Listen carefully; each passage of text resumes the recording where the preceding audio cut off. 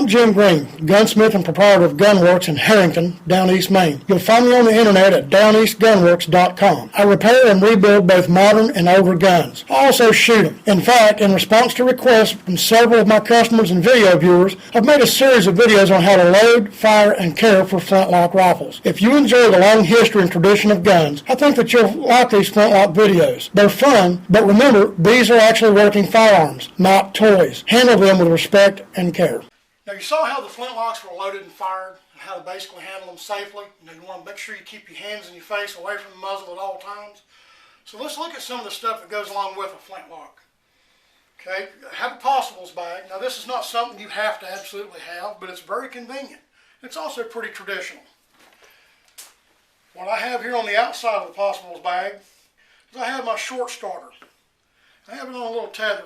So if I'm in a hurry trying to get reloaded for a second shot, because I've got something down and wounded and I want to make a quick finish off, I don't have to worry about sticking that back in my pocket. I can just punch the ball down and let it go. Second little item that I have here, this is called a whisk and a pick. This is a vent pick.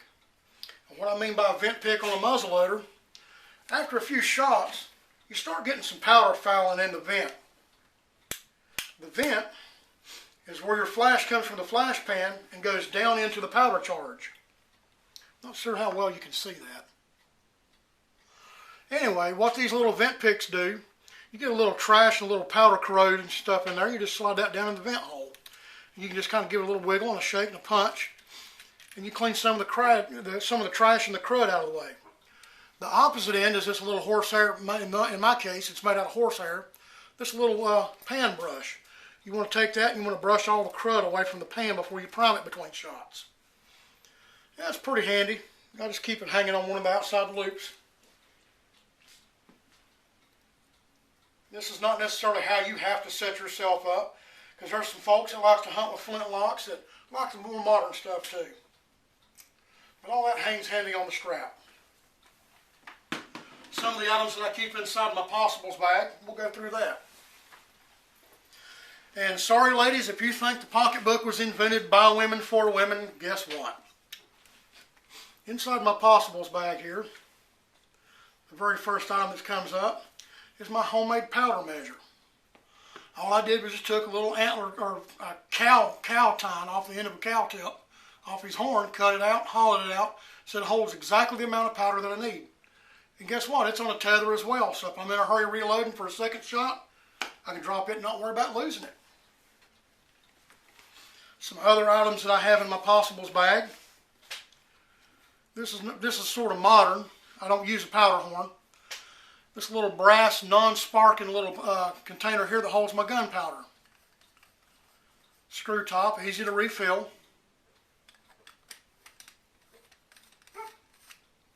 Keep my gunpowder in that. Little caveat, the reason I don't use a powder horn, they look nice, but a powder horn, you worry about sometimes exposing your gunpowder to the elements. After a while, powder horn might leak through a little bit. It might get a little dampness in it. With this, I don't have to worry about it. Another item that I have here is called a little priming horn. They come in little brass tubes. They come in little horn shapes like this. All this is just a flattened horn, and it's got a little nipple on the end of it that's spring-loaded that drops a predetermined amount of gunpowder down into the pan for ignition. Now a little something about the gunpowder. Gunpowder comes in granulations from 1F all the way through 4F, and then you get into stuff called cannon grade. For muzzle loading for flintlocks, you're looking at 2F, 3F, and 4F. 4F is going to be used, it's really extremely fine. It's almost like a dust. It's used only for priming your flintlock for ignition. 2F and 3F is what you're going to use as your main powder charge depending on the caliber. Yeah, I hear my dog barking again. She seems to be barking quite a bit today. The next item that I carry in here, this is going to be for my little 32 caliber squirrel gun. I squirrel and rabbit hunt with this one. And yes, squirrels taste really good too, by the way. In the top of the pouch, you'll notice I've got these pre-cut pillow tick patches. They're pre-cut and they're pre-greased. Keep them pretty handy. And then down in the bottom here, I've got an entire bag full of projectiles. Let me move these patches out of the way so you can see them. These are 32 caliber, about the size of a standard buckshot. They're just about right for nailing squirrels and rabbits for hunting. Doesn't tear the meat up either. But like I said earlier, a round ball, round projectile is about the worst ballistically you could possibly have. Not very accurate past a certain range.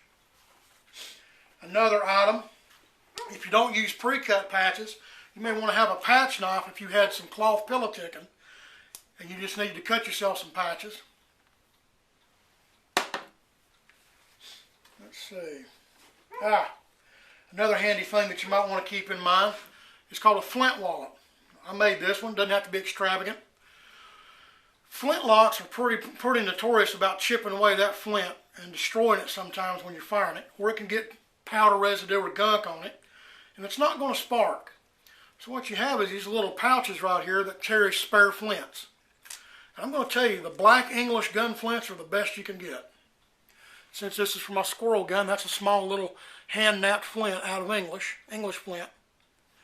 You'll see flints made out of agate. You'll see some that are Arkansas flints, and those are machine cut. They'll work pretty good, but for some reason it seems like the black English flints spark the best. And finally, most importantly, if you notice while we were outside, it was snowing, a little damp. These are called a cow's knee. Initially, I guess they would have skinned a cow out and kept the flap of the skin from around the knee joint, and that would have been greased. This is how you keep your flintlock working in inclement weather, if you got really crappy weather. Basically, all I did is just took a little piece of leather, I stitched it up the back and made a little triangle shape out of it, and I soaked it in boiled linseed oil. And the way this works is once you're loaded, you have your primer in the pan, you have it on half cock. What you do is you take your little cow's knee, you lay it over top of the mechanism, and you just simply tie it in place. You know, you can use either just a little loop or a knot like you tie your tennis shoes on, or if you've got some pretty sticky leather like I've got, you can just give it a little flip and a pull, and it's snug enough to stay in place. And that's how you keep your flintlock functioning in inclement weather. Get a little rain, get a little snow, doesn't wet the pan. Ready to fire, all you got to do is just simply yank on the string, flip it over out of the way, cock your gun, and you're ready to fire. Doesn't interfere with your sight. And those are some of the stuff that you carry in your possibles bag. Now some other items that I carry in my possibles bag, not necessarily related to flintlocks as far as their firing and use, but being kind of a traditional sort of feller, I've got some other little odds and ends. Okay. Have a small brass compass. This has absolutely nothing to do with the operation of the gun, but this is patterned after the original 18th century compasses.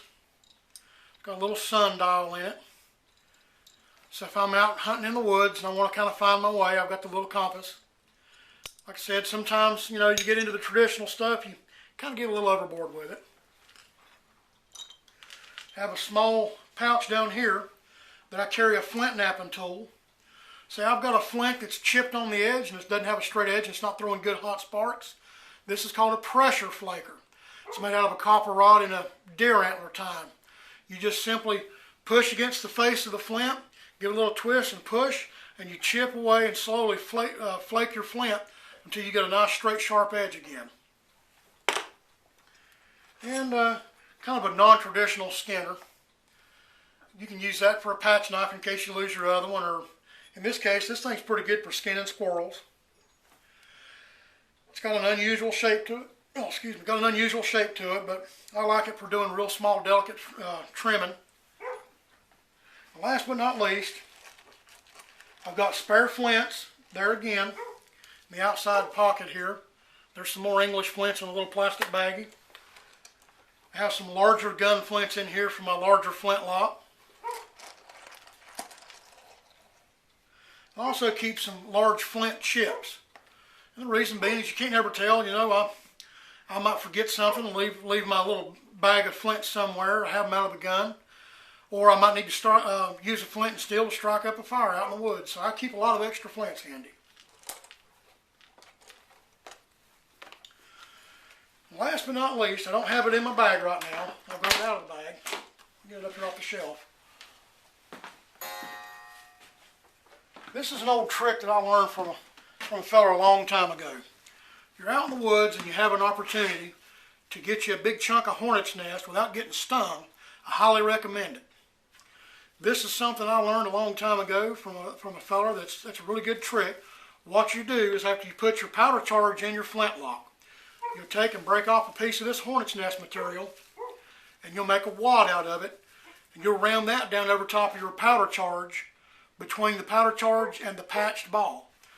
Now what this does is this protects that patch from the gases of the flame of the burning gas. It also prevents that patch from burning up and having holes in it. You get a tighter seal and you get a little more accuracy out of it. This is not necessary, but it's a really good idea to have. That's everything about what you need to carry in your possibles bag and how to load and operate your flintlock. Very quickly to discuss cleaning. This is a modern flintlock. It's a Hawken design. A little more complicated for the Pennsylvania long rifle, but all you have to do to clean this gun is pretty darn simple. Take your ramrod out. You set it off to the side. You'll have different little patch worms and jags that goes on that. And then you'll have a barrel key, little wedge right over here. You just tap that loose and pull that wedge. Actually, this is pretty snug, so once you pull that wedge out, all you have to do is just lift the barrel up and out of joint, remove it from the stock. Right here on the side at your vent, this is going to be a threaded screw. You remove that, and then you can clean your muzzle loader now and not have to worry about getting water on the stock. What I clean mine with is a little bit of lube. It's called Thompson Center Boar Butter. It's non-petroleum based, and I use that in hot water and patches. That's all you need. Got to give you a little warning though, if you use the boar butter, which is a good idea, because after so many times of firing it, you season the inside of the boar like you do an old cast iron frying pan. It seals the pores up and you get less leaden and less fouling in the boar. Once you use that and you use anything petroleum based to clean it with, you clean all that back out, you have to reseason the boar all over again. All you have to do for your flints to maintain that, you can take the screw out of the side and remove the lock mechanism in one piece if you need to. But all I do is just take a stiff nylon brush, clean around the pan, brush the pan off, wipe everything down, and give it just a very light coat of oil. Keep it in mind, two things. One, if you have oil on your face of your frizz in here and oil on your flint, it will not spark. You have to use some kind of degreasing agent to clean that off. Other than that, happy hunting with your flintlock. Thank you for watching this latest Gunworks video. Down East Gunworks is a full-service firearm repair service for all your long guns and handguns that includes a high-tech machine shop for tooling obsolete parts.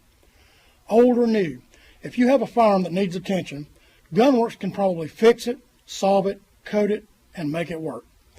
If you're living in Down East Maine, come by the shop for a visit. We're located on Route 1 in Harrington.